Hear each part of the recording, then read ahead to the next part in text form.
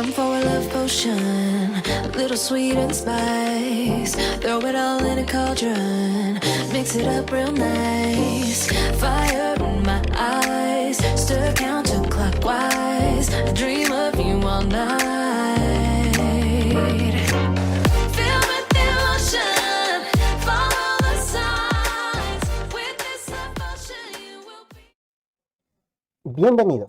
Vamos a revisar el segundo tema de termodinámica, la segunda ley de la termodinámica. El día de hoy nos vamos a centrar en la parte teórica sobre este tema. La segunda ley de la termodinámica, o como también se la conoce, la ley de la entropía o de las máquinas térmicas, nos dice que todo calor que se genere va a generar un trabajo. Todo calor que nosotros podamos ingresar o que podamos suministrar a una máquina se va a transformar en trabajo, pero con ciertas especificaciones. Primero, nos dice que se establece que es imposible construir una máquina térmica que convierta todo el calor suministrado en trabajo. ¿Qué quiere decir? Que no vamos a poder tener una eficiencia del 100%. Todas las máquinas térmicas que nosotros tengamos no van a tener una eficiencia del 100%. Esto esencialmente por la siguiente parte, que nos dice que el calor jamás fluye de manera espontánea de un cuerpo de menor temperatura a un cuerpo de mayor temperatura. Entonces, ¿qué nos quiere decir esto? Que nosotros siempre vamos a tener que generar un calor y este calor también se va a disipar. Entonces, vamos a tener una fuente de calor Q1 que va a estar a mayor temperatura y vamos a tener un sumidero con una fuente de calor Q2. Este sumidero va a ser todo el calor disipado y este va a estar a una menor temperatura. Recordemos que el calor siempre va desde la fuente de calor con mayor temperatura hacia la parte de menor temperatura. Si a este sistema nosotros ubicamos una máquina térmica como un motor a combustión, entonces nosotros vamos a tener que tener en cuenta lo siguiente, que nosotros vamos a suministrar el calor hacia la máquina térmica y la máquina térmica la va a transformar en trabajo. Pero como ya nos decía en la primera parte, no todo se transforma en trabajo. Por lo tanto, una parte de este calor se va a ir distribuido hacia el sumidero. Entonces, aquí es donde se va a disipar toda la parte del calor que no es aprovechada en trabajo. Normalmente las máquinas térmicas solo tienen una eficiencia del 40, como máximo un 50%. No hay máquinas térmicas totalmente ideales. Entonces, con esta partecita nosotros tenemos que es imposible tener la eficiencia del 100%. ¿Cómo calculamos esta eficiencia? Pues, si nosotros tenemos en cuenta el anterior gráfico que nos dice que la fuente de calor suministra y después la máquina realiza el trabajo y todo lo que no se aprovecha como trabajo se va al sumidero, entonces nosotros tenemos que la cantidad de calor Q1 va a ser igual al trabajo realizado, es decir, toda la energía que se aprovecha más toda la energía que se disipa. Entonces, al sumar estas dos cantidades de energías, nosotros vamos a tener la cantidad de calor que nosotros estamos suministrando, es decir, la cantidad de energía que nosotros vamos a suministrar.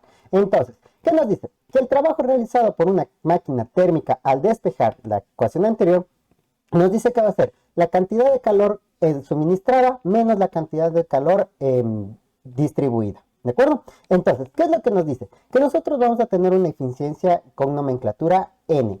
Esta eficiencia nos dice que va a ser el trabajo dividido para la cantidad de calor 1. Entonces nos dice la energía producida sobre la energía consumida.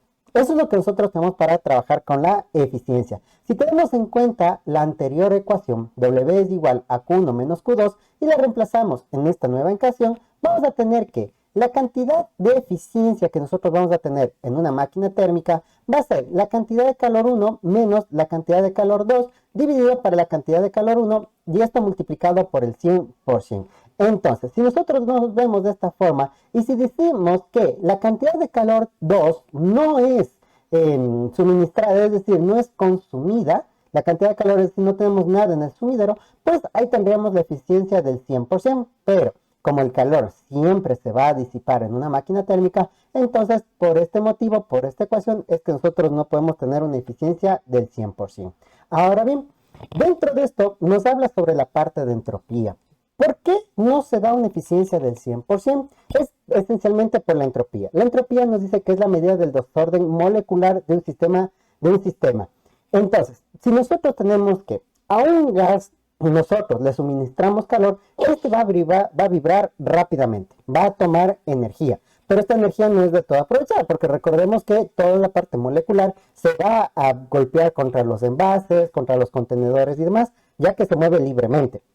Entonces, la entropía lo que hace es medir esta cantidad, de cuán rápido se mueve o a su vez de cuánto desorden molecular vamos a tener. Entonces nos dice que la cantidad de calor dividida para la temperatura absoluta. Por lo tanto, el delta S va a ser el aumento de entropía, aumento o disminución de entropía, dependiendo de qué es lo que estamos analizando.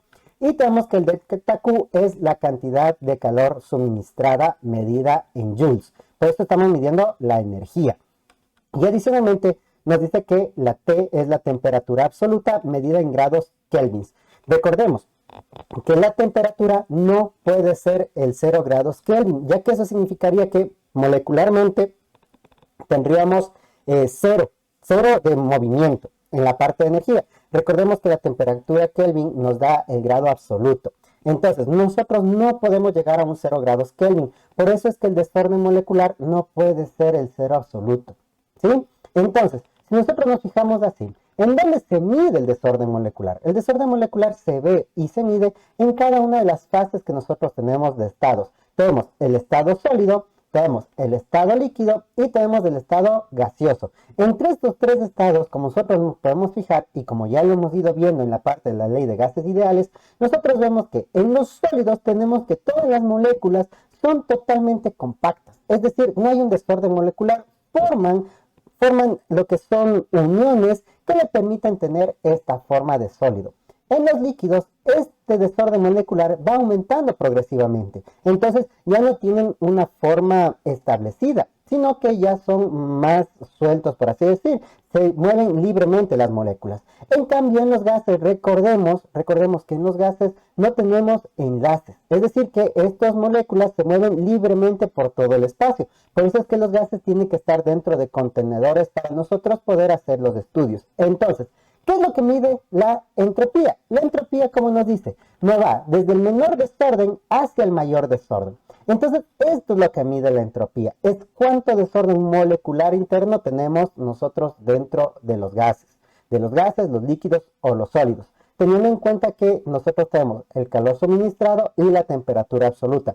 Recordar que no podemos llegar a tener 0 grados Kelvin. Entonces, por ese mismo motivo, nosotros no podemos tener una entropía de 0. Entonces, con esta partecita es lo que nosotros tenemos que tener en cuenta para nosotros hacer la segunda ley de la termodinámica. Entonces, la segunda ley de la termodinámica o ley de las máquinas eléctricas, lo que nos permite es medir cuánta energía se transforma a trabajo. ¿Sí?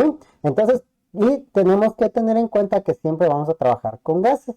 Entonces, no vamos a aprovechar al 100% todo el calor que se envía para generar trabajo, sino que siempre va a haber una cantidad de calor que se disipa en el ambiente o el sumidero, como nosotros ya lo vimos.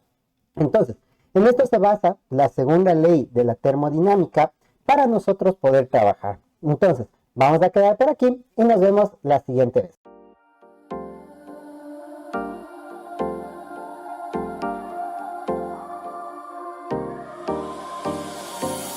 Time for a love potion.